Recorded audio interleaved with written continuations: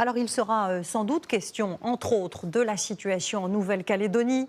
En fin de semaine, les autorités ont affirmé avoir repris le contrôle de la ville de Nouméa, mais la situation reste incertaine.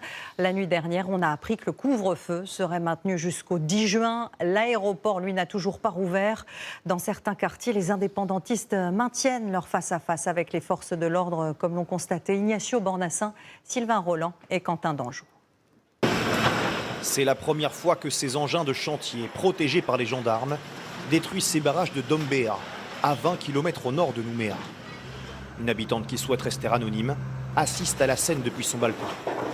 Mon sentiment, c'est qu'en fait, je suis vraiment soulagée. Déjà, il n'y aura plus l'odeur de la fumée, il n'y aura plus cette tension. Mais son soulagement est de très courte durée. 1, 2, 3. Ils enlèvent, nous on remet, voilà. Le seul moyen pour arrêter, c'est le retrait du texte, c'est tout. Le retire ici, ça va être le calme total. Là. Les forces de l'ordre ont déblayé cette route il y a seulement une demi-heure. Et vous le voyez, les barrages sont déjà de nouveau mis en place.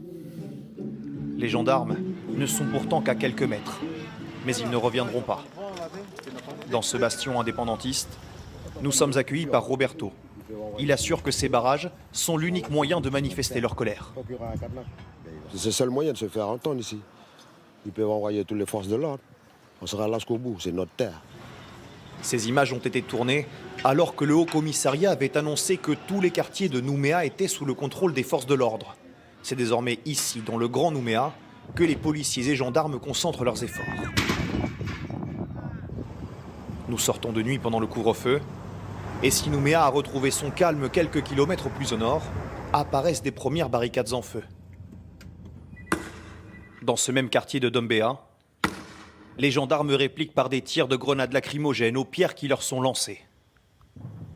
Dans la rue juste à côté, où de nombreux commerces ont été pillés, les riverains, Kanak, continuent de monter la garde. Il y a 2-3 jours, on n'a pas dormi avec tous les tirs qu'il y a eu ici. Sur les barrages loyalistes aussi, on reste mobilisé, avec le même sentiment d'insécurité. J'ai la rage. Moi, j'ai entendu le discours du Haut-Serre, disant que tous les quartiers de Nouméa étaient sécurisés. Je dis, mais il ne sort pas de chez lui, voilà. Nous, on préférerait être chez nous, plutôt que d'être là, dans la rue, toute la nuit. Les incendies, les pillages ont pourtant bien diminué sur l'ensemble de l'île. Mais la jeunesse kanak continue de bloquer certaines routes du Grand Nouméa. Si le texte sur le dégel du corps électoral n'est pas retiré, nous disent ces jeunes, ils sont prêts à durcir encore plus leur mouvement.